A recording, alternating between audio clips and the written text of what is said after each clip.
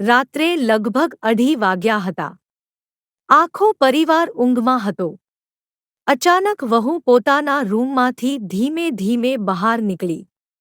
તેણે પહેલા સાસુના રૂમમાં જઈને કંઈક લીધું, પછી સસરાના રૂમમાં ગઈ અને ત્યાં પણ થોડો સમય રોકાઈ. ત્યારબાદ તેણે કબાટ ખોલ્યું અને એક મોટી થેલી લઈને ઘરનો દરવાજો ખોલીને બહાર નીકળી ગઈ. આ બધું સામેના ઘરમાં રહેતી એક મહિલાએ પોતાની બારીમાંથી જોઈ લીધું હતું. સવારે આખા ગામમાં એક જ વાત હતી, આ ઘરની વહુ રાત્રે ઘરેથી કંઈક લઈને ભાગી ગઈ છે. સાસુએ જ્યારે કબાટ જોયું ત્યારે તેમાં રાખેલા દાગીના પણ દેખાતા નહોતા. સસરાના રૂમમાં રાખેલા થોડાક રૂપિયા પણ નહોતા. હવે તો પરિવારને પણ શંકા જવા લાગી કે કદાચ વહુ કોઈની સાથે ભાગી ગઈ હશે. તેનો પતિ તેને વારંવાર ફોન કરતો હતો, પરંતુ તેનો ફોન બંધ આવતો હતો. ઘરમાં બધા લોકો રડવા લાગ્યા.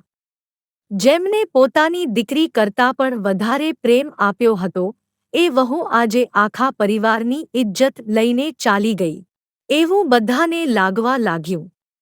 બપોર થઈ ગઈ, પણ વહુ ઘરે પરત ન આવી. ગામના લોકો ઘરની બહાર ભેગા થઈ ગયા. કોઈ કહે, આજકાલની વહુઓ પર વિશ્વાસ જ ન કરવો, તો કોઈ કહે, આ તો શરૂઆતથી જ કંઈક છુપાવતી હશે. સાંજે લગભગ 5 વાગ્યે ઘરની બહાર એક એમ્બ્યુલન્સ આવીને ઊભી રહી. એમ્બ્યુલન્સ જોઈને પરિવાર વધુ ડરી ગયો. બધા લોકો બહાર દોડી આવ્યા.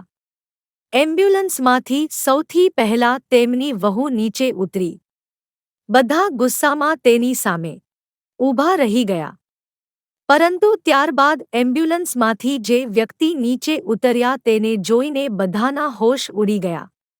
એ વ્યક્તિ સસરાના નાના ભાઈ હતા, જે છેલ્લા 15 વર્ષથી માનસિક રીતે બીમાર હોવાથી વૃદ્ધાશ્રમમાં રહેતા હતા. પૈસાના અભાવે પરિવાર તેમને ઘરે લાવી શકતો નહોતો. વહુએ થોડા દિવસ પહેલા જ જાણી લીધું હતું કે સસરાની છેલ્લી ઈચ્છા પોતાના નાના ભાઈને મૃત્યુ પહેલા એકવાર ઘરે લાવવાની હતી. પરંતુ તેઓ પોતાની આર્થિક સ્થિતિને કારણે કોઈને કહી શકતા નહોતા. તે રાત્રે વહુએ પોતાના લગ્નના બધા દાગીના વેચી દીધા.